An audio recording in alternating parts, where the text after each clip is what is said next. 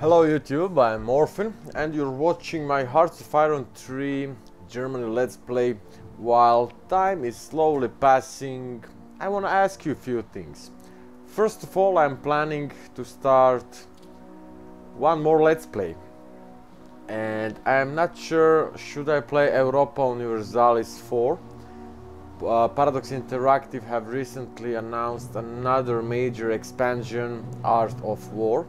And I'm not sure should I start the Let's Play before the release and then update to the expansion because I'm buying all the expansions that I could, or should I start the Let's Play of Europa Universalis for after that expansion is released, so we can start with a fully updated game and not update the game somewhere in the middle of the Let's Play.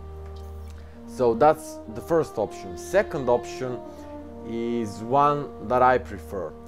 I would really like to play one more Hearts of Iron 3 Let's Play. And I'm thinking about which nation would you like to see. If I have to choose, I would choose Japan.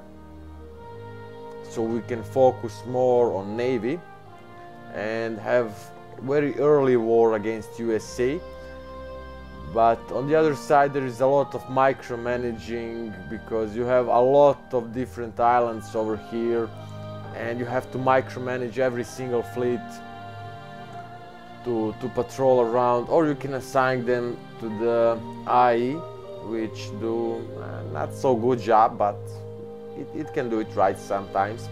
Or another option for me is a nationalist China, where I can join the Comintern, I can join the Axis, or I can join the Allies. So many different possibilities, but fun thing with nationalist China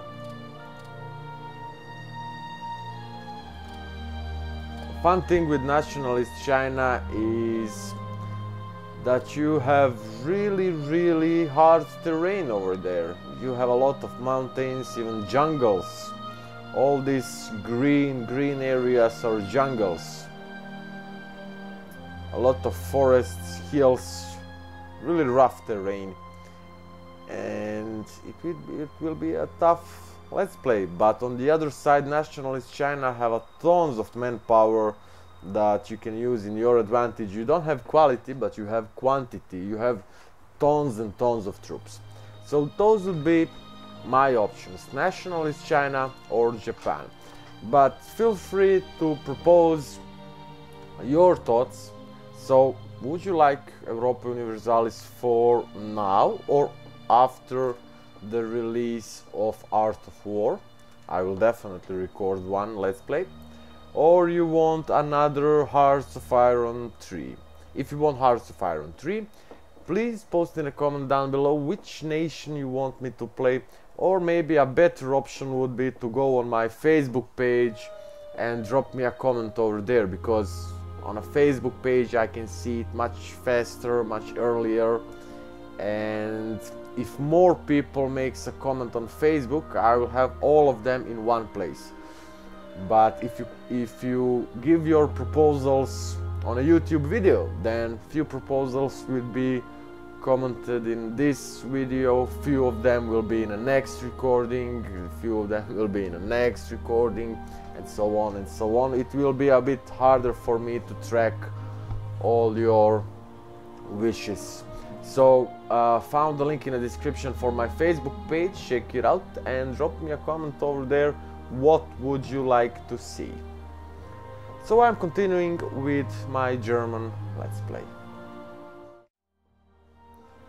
Until now you have all noticed how I like to make titles on my recordings and name the videos about topic that I talk the most. But in this recording there are a few different topics that I would like to talk, and first of them is giving the sliders to the IE control. So I don't want to give the full production panel to the IE, because then IE will build divisions instead of me, air wings, fleets. I don't want that. But if you're one of the a bit more advanced players that can play on faster speeds, I will definitely recommend you to give those sliders to IE control. So for example, I can prioritize my production, and if I go in a full speed like this, the IE will take care and correct all the values. For example, it will change a need for consumer goods, for supplies, reinforcements or upgrades. But if I'm playing on a manual control of these sliders, it will be really hard for me when I'm playing on a highest possible speed. It will be really hard for me to go to production screen every few seconds and correct the sliders. So if you want to play on the highest speeds of the gameplay, I definitely recommend you to give the control of slider adjustment to the IE. I have researched mechanized offensive. That's good. And there is one more tip related to the researching of technologies. Of course, when you are playing Germany, you have really huge choice, but I will definitely recommend, if you're playing other nations, even the United Kingdom, which is quite large, I will definitely recommend you to start with all technologies except the doctrines. I would recommend you to research the doctrines last, because while you still have low number of units, like I have now, and you research technologies, all other divisions that I built after it will be upgraded to most recent technology level. And later I can easily, before the war starts, I can easily research my doctrines. If I do the opposite, if I first build tons of divisions, infantry units, tank units, and after that if I go for technologies that will upgrade them, I will have to waste my industrial capacity for upgrades. So you're wasting your time and you're wasting your industrial capacity. So definitely tip number one is to research the technologies that will upgrade your divisions and your units, and later, after you have large amount of divisions, you don't have to upgrade them again and waste your industrial capacity. Then use your leadership to research the doctrines that will improve their behavior in battles, and that will definitely save you a lot of time. What I want to do now is reorganize my divisions on a border with France, and one more thing that I have forgot is Denmark. I should definitely occupy Denmark. So I have five infantry divisions close to Netherlands that are not assigned to a corps.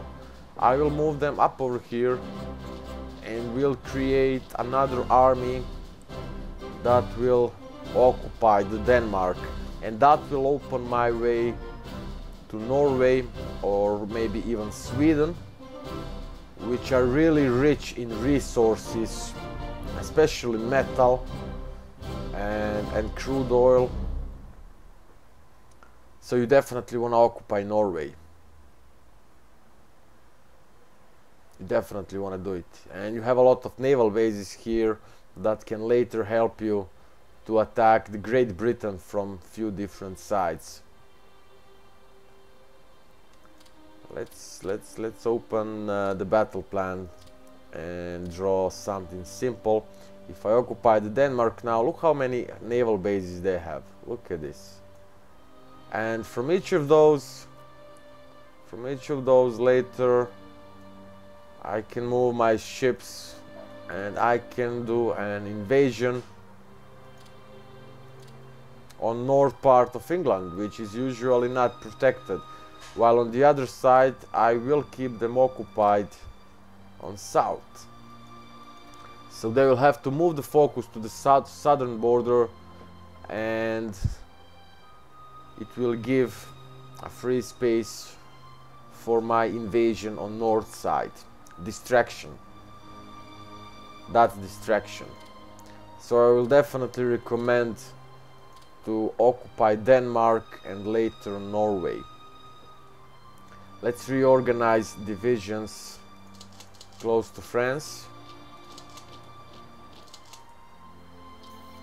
I want to select the whole. If you want to select all divisions in a corps, click on HQ and you have this little bar where it says that this corps have 5 divisions. Just click on it and all divisions together with HQ will be selected, so that way you can keep your divisions more organized. Of course I will move them now into a single province, but later, just before war starts, I will have to make a defensive line at the border with France, because the one good tactic is to make something like this. Let's say I deploy my divisions.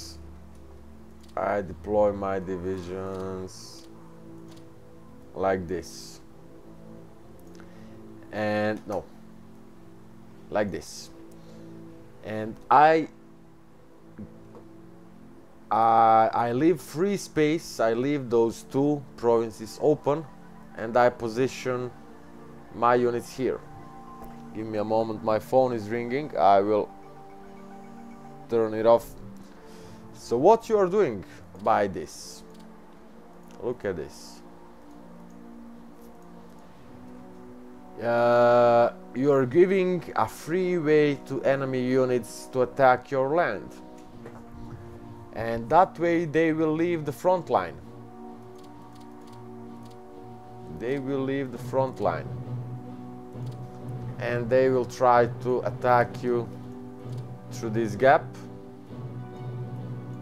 So later, of course, those provinces will be free because they will try to enter in. Later, you can just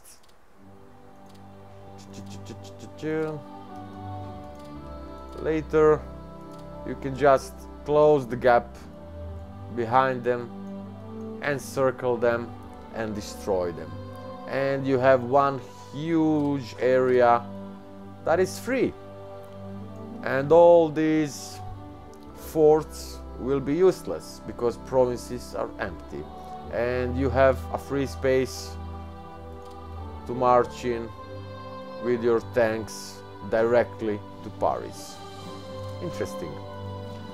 So that's one of the tactics that you can deploy even against Soviet Union, against all IE factions actually, because IE is not smart enough and it cannot predict your future moves.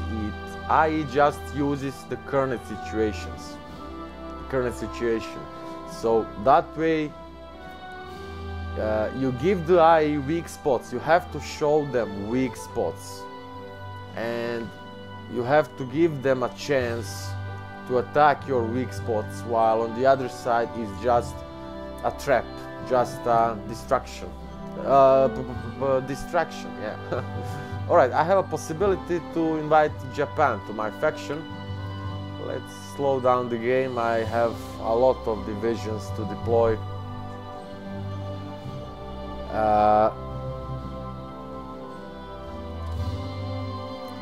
Japan will have an early war against USA, and you can see that USA is drifting toward Axis really fast. If I invite the Japan now to my faction, when they declare war, probably a limited war against USA, then USA will start to drift away from me, because then not Japan will be their major threat, but actually a whole Axis faction. So I don't want to invite them yet. I will wait for war between them to happen, and after Japan declares war on USA, then I will invite them to my faction.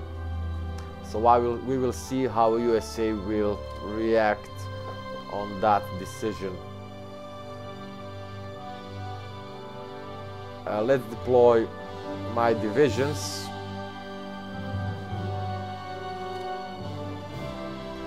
And I forgot to rename. That's one more thing that I wanted to show you, is how I rename my divisions to keep myself organized. Let's give you an example. I have Third Army. If I just click on a Third Army, I can see 4 different corps inside of it, but I cannot see the divisions of each corps. So I want to rename them. Click on 7th Corps, it's an infantry. I will rename it 1st Infantry Corps. Get back to the Third Army, 2nd Infantry Corps, and trust me, it will be really helpful to you.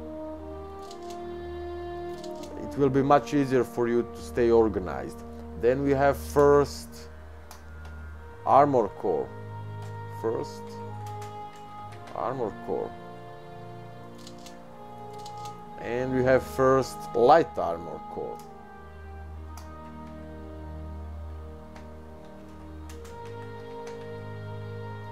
Alright, so now it's much more easier for me to see what type of corps I have inside the army. If I select, let's say, 2nd Infantry Corps, I click on this bar where it says 5 divisions, I want to select them all. Or no, I don't have to. If I select 2nd Infantry Corps, I can just mouse over each division icon to see different brigades inside. So I don't have to rename divisions. I don't have to rename divisions. I want to rename only corps, because I can already see what kind of brigades I have inside of each division by just mouse overing them. I will do the same thing for the 1st Army.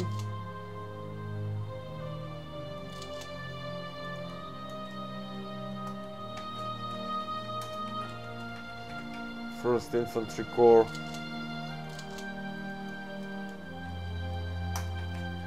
2nd Infantry Corps,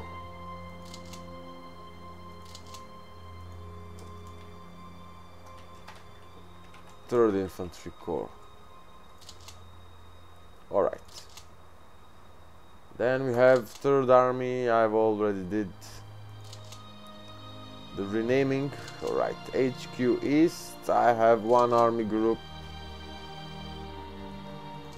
Over here we have HQ West with 2nd Army. I have only 1 army, 2nd Army, that's the name, 2nd Army, under the HQ West, but I will create another army up over here that will attack Denmark, so I will have to create army group. Let's now organize those divisions along the border.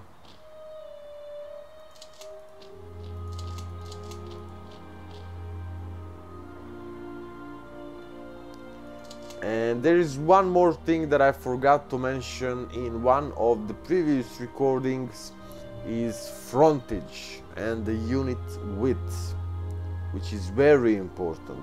But I will leave that for a next video when the battle starts, because it will be easier for me to explain you that when I start the fighting. And what it's all about is each division needs some space. You cannot have 1,000 divisions in a single province. Imagine 1 million divisions in one small city. It's impossible. So each division have width, how large it is on a divisional level, and you have frontage.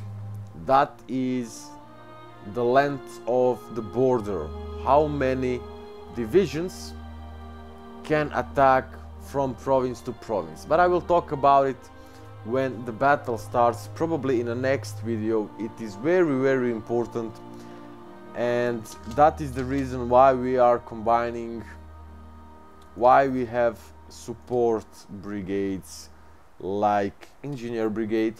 You can see that engineer brigade have a combat width of 0, self-propelled artillery, anti-aircraft, anti-tank, tank destroyer. All these are support brigades, but I will talk about it in the next recording. I want to leave something interesting for the next video.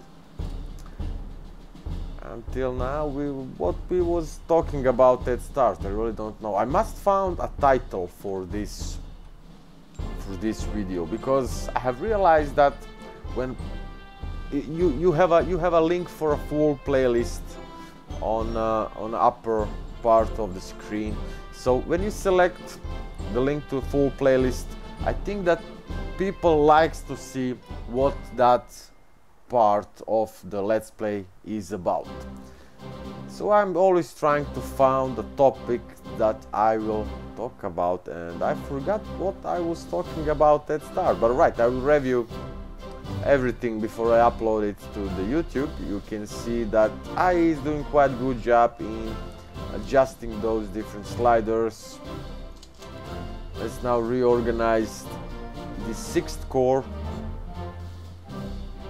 speed up a little bit.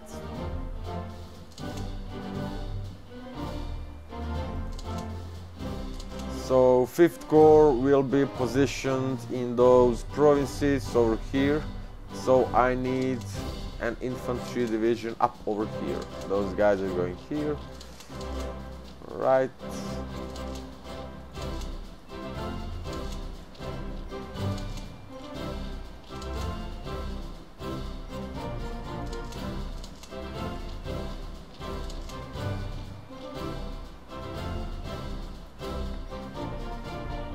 Let's now deploy the rest of my guys. As I said, I'm creating another army here.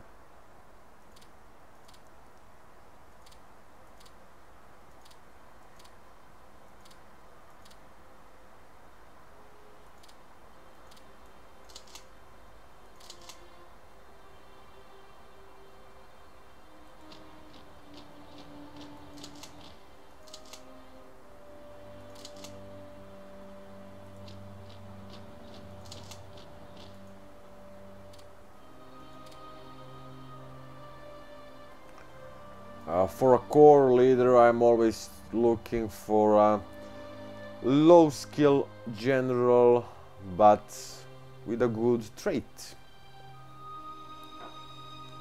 I was talking about traits and leader skills, but I can repeat myself.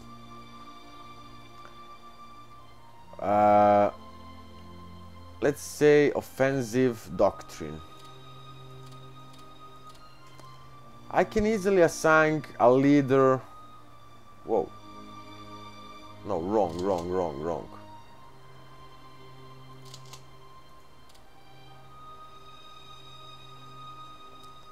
Give me a moment.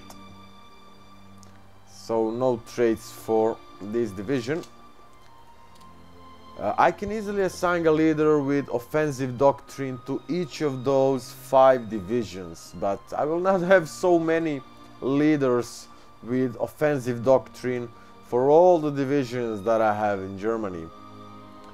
But what I will do, I will assign a leader with offensive doctrine to lead the core HQ with low skill, because each skill level of that leader that is leading the core HQ will increase the reserve divisions joining the combat, increase the chance that reserves will join the combat, which is not so important, at least not always. So I'm looking for a low skill leader with a good trait, offensive doctrine. And you can see that offensive doctrine gives offense plus 10%. That means that this HQ will get 10% offense, but each subordinate down below will get that 50% out of that trait. So each of those 5 divisions will get plus 5% offense, 5% offense, 5% offense, 5, 5, 5, 5. So each time you split, you go in, you split your chain of command, you go into deeper subordinates, your traits get halved down, minus 50% of the trait. So leader of the HQ West have logistic wizard. These traits will apply at 100% to this HQ. 50% of those traits will go to this HQ, and 25% of those traits will go to this HQ, and only 12.5% of those traits will go to all those divisions. Really simple. For all the reference about game mechanics, you can visit the Wikipedia. I will give you a link in the description so you can check it out. Maybe an interesting or useful thing to do would be that I provide you a link to the reference material on Wikipedia or on the Paradox forums about everything that I'm talking about in this recording, about each topic. Maybe it would be a good thing to list you a reference links in the description, but I'm sure that you can find all that by yourself. Actually, all important information can be found on Paradox Interactive forums and on Wikipedia page for Hearts of Iron 3. We'll pause the game, I'm wasting 2 of my industrial capacity. Since I control the sliders, I usually correct that, so you never waste your industrial capacity until you really have it too much. But because I have nothing more to build, I have upgraded most of my divisions, I don't need much for reinforcements, I don't need much for consumer goods. I just cannot correct it. I must waste some industrial capacity, and I don't want to waste it. So I will give more build orders. Let's check out, I'm pausing the game, those air bases. Maybe I should build more. Definitely after I occupy Poland, I will use all those air bases and will upgrade them to higher levels so I can keep the Soviet Union under control. So I don't want to upgrade the air bases near Poland, because Poland will fall in 1 week, maybe even less, maybe a few days. So I will not upgrade those. Let's check out, I don't need so much ports.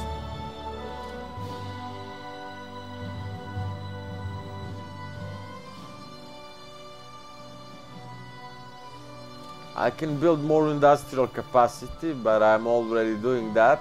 And you always should keep in mind that you cannot build unlimited industrial capacity, because each point of industrial capacity uses resources. You can have 1000 industrial capacity, but if you don't have enough resources to run that capacity, you will not be able to use it. I remember when I was playing Soviet Union, I was building up my IC really a lot. I had huge amounts of IC, around 500 probably, and I needed too much resources, and I just couldn't get enough resources to use all that 500 IC. So don't go crazy with building up the IC. What I want now is more. Now I see that I don't have enough armor divisions, and maybe some transport ships so I can transport one part of my units to fight in Egypt.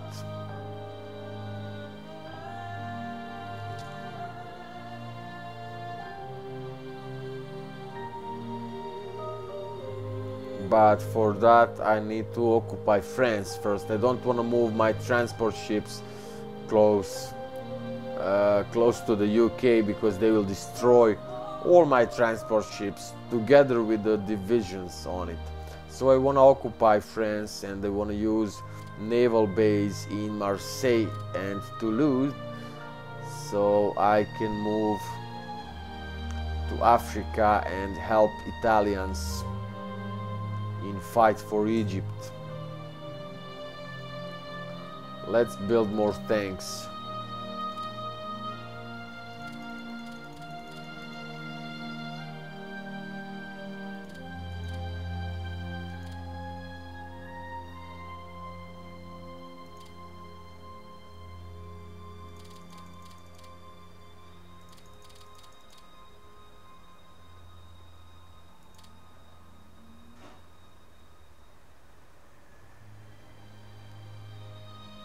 Or I also need more planes. I need interceptors.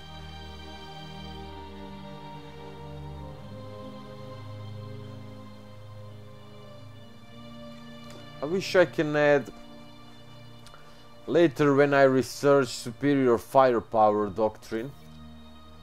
It's over here. I will be able to add one extra brigade in a division,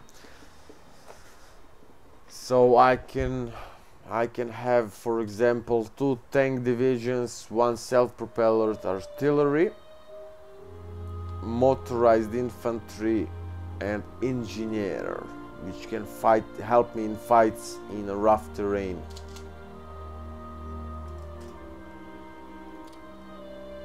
Alright, time is passing.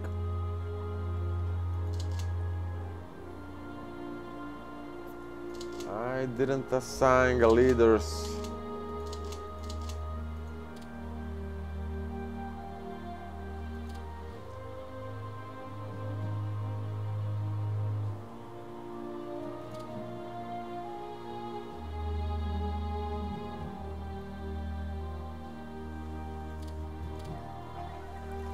Oh, my phone is ringing again. I have to answer now, sorry.